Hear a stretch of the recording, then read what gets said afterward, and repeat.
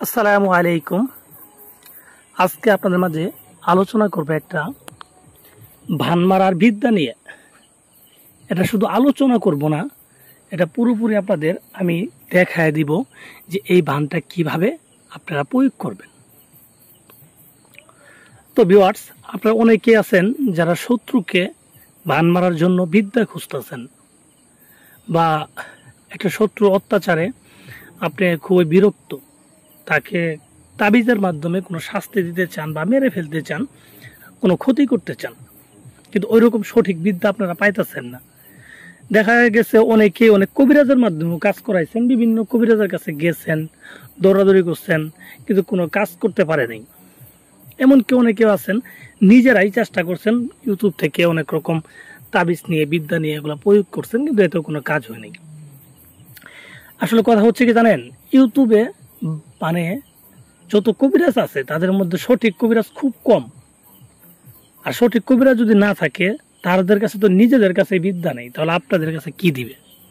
তারা নিজের মন গড়া ভাবে একটা তাবিজ লিখে একটা ভাবে দেখাই যাচ্ছে, এই যে সাপের বান মারতাছি, অমুকের বান মারতাছি, ঠিক আছে, এগুলো আপনার দেখাই যাচ্ছে নিজের মন গড়া ভাবে। এগুলা যদি আপনি সারা দিন ট্রাই করেন, কোনো কাজ হবে না। কারণ অরিজিনাল আর নকলের মধ্যে পার্থক্য আছে। আপনি চাইলেও তো আপনার মন গড়া ভাবে একটা সাপ নিয়ে বা ব্যাঙ নিয়ে আপনারা ভান মারলেন, না পুতুল নিয়ে ভান মারলেন, নিজের মন মতো ওখানে আপনি শুই দিলেন, তাহলে কি কাজ হবে? কখনোই কাজ হবে না।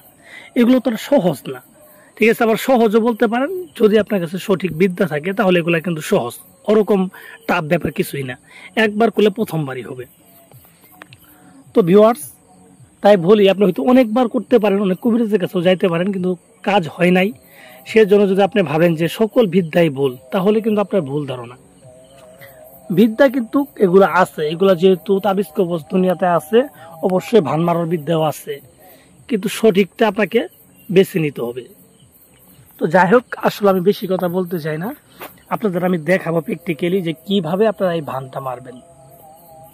তো ভিউয়ার্স, যারা অ্যাকচুয়ালি করতে চান তারা আমার এই ভিডিওটা ফলো করেন, আর অবশ্যই ভিডিওটা ভালো লাগলে লাইক দিবেন, চ্যানেলটা সাবস্ক্রাইব করবেন।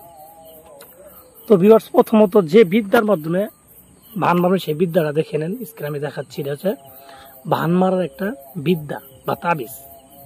এই তাবিজটার মাধ্যমে কিভাবে ভান মারতে হবে আমি আপনাদের নিয়মটা বলে দিব, ঠিক আছে। এর সাথে কাজ করছি, ঠিক আছে। তো আপনারা দেখেন এবং মনোযোগ সহকারে ভিডিওটা দেখেন আর বুঝেন যে কিভাবে করতে হবে। এটা প্রথমত এই তাবিজটাকে আপনি যে কোনো একটা শনি অথবা মঙ্গলবারে লিখতে হবে।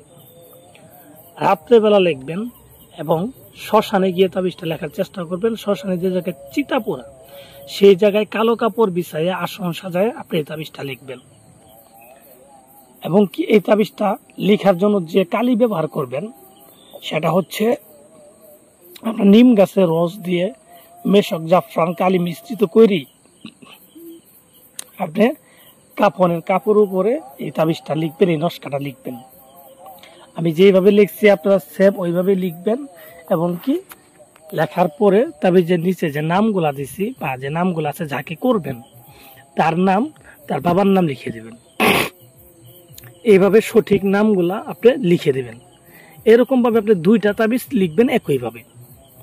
তো লিখার পরে আপনি তাবিজ নামগুলা দেওয়ার পরে আপনি তাবিজের উপরে সুন্দর করে আতর লাগাবেন। আতর লাগায় আপনি যে আগরবাতি আছে সামলে, এই আগরবাতির ধোয়া দিবেন তাবিজের উপরে, এইভাবে ধোয়া দিবেন। ধোয়া দেওয়ার পরে তাবিজ দুটোকে সুন্দর করে পেঁচাবেন। পেঁচায় আপনি দুইটা মাদুলিতে ভরবেন। মাদুলি মানে তাবিজ, লোহার বা অথবা তামার যে কোনো মাদুলিতে আপনি ভরবেন। মাদুলিতে ভরার পর আপনি একটা তাবিজ যে কোনো একটা কবরস্থানে, কবরের ভিতরে পুঁতে দিবেন একটা তাবিজ। দেওয়ার পরে আর একটা তাবিজ আপনার কাছে থাকবে, সেই তাবিজটাকে নিয়ে আপনি শত্রু যেখানে চলাচল করে সেই জায়গায় পুঁতে দিবেন। যদি সম্ভব তাহলে তার ঘরে পুঁতে দিবেন। তাহলে দেখবেন আপনার সর্বোচ্চ 3 থেকে 4 দিনের ভিতরে আপনার শত্রু মারা যাবে, একেবারে মারা যাবে। তো ভিউয়ার্স, আজান দিয়ে ফেলছে, তো আজানটা শেষ হোক, পুরো কথা বলবো।